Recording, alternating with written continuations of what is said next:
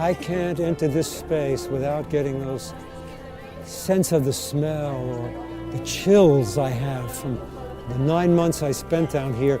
And this was pure destruction right here. This was just piles.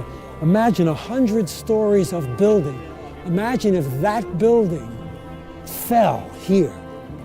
And to walk amidst the fallen members of that building, it was one of the most powerful experiences of my entire life.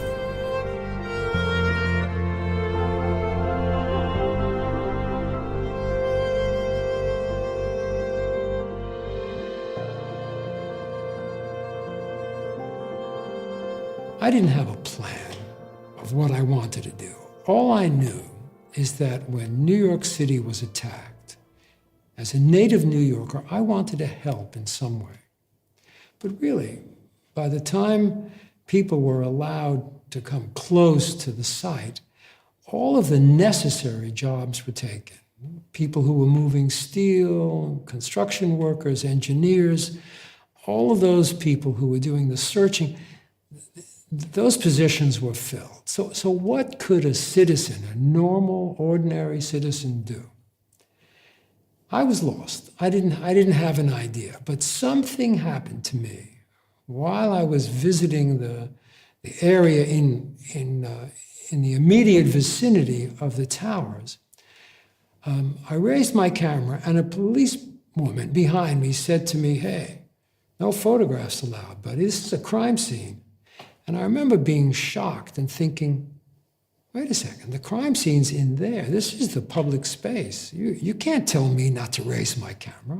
I'm a citizen, you know? I have a right to raise my camera. So I started arguing with her, and I said, suppose I was the press. What would happen then? And she laughed in my face, and she said, the press, huh? Look over there. And I looked over there, and there was the press corps, maybe a dozen video cameras with big booms and reporters, and they were all tied up with police tape. And I said, well, when are they going in? And she said, never. Mayor Giuliani said, this is off limits to photography, no photography allowed. And at that moment, the little light bulb, bing, went off in my mind, and I thought, no photography means no history. How could that be? How could a modern event of this scope go unphotographed because some mayor doesn't have the vision to understand that history has been made on his watch and he should follow through and record all of this? So I tried to convince him through some intermediaries. He wouldn't listen. And I thought, well, too bad. I'm going to figure this out myself. I want to make an archive.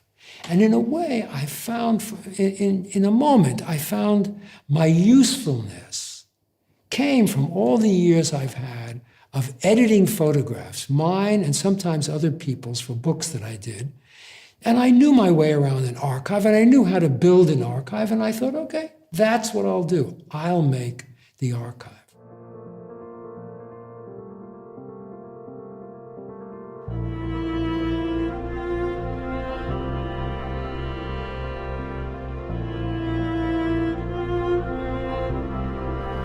I was working late at night, and right back there was a pile of rubble, like a hill, going up to the buildings.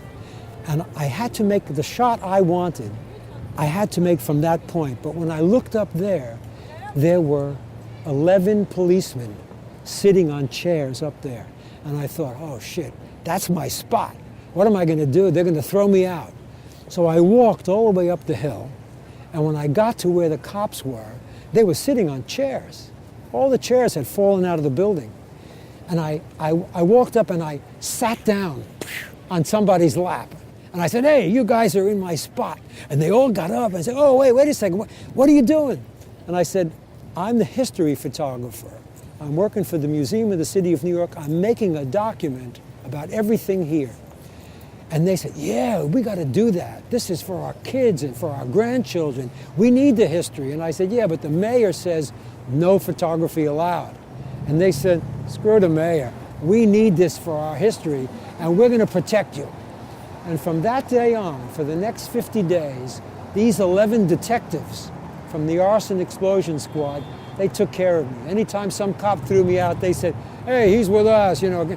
It was fantastic. They saved my ass the whole time. And because of them, we now have a history of almost 9,000 photographs in the record of what happened in Ground Zero.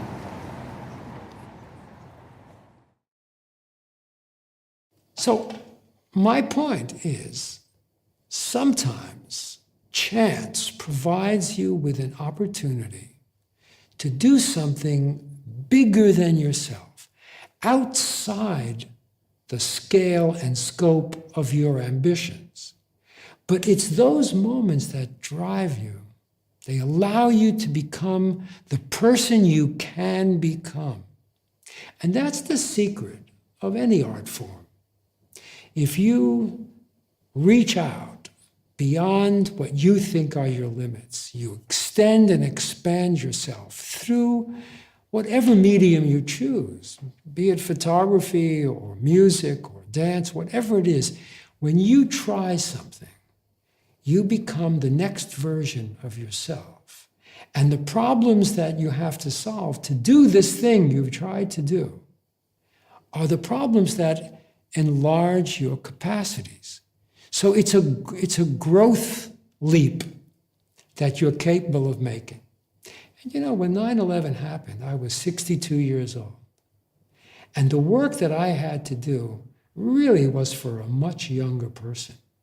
Because I was walking 2.5 miles in the morning and 2.5 miles back at night. I was carrying 40 pounds of equipment by myself, no assistance. And I spent 10, 12, 14 hours a day inside Ground Zero, walking around and around and around and up and down and in and out, usually adding another 10 miles a day.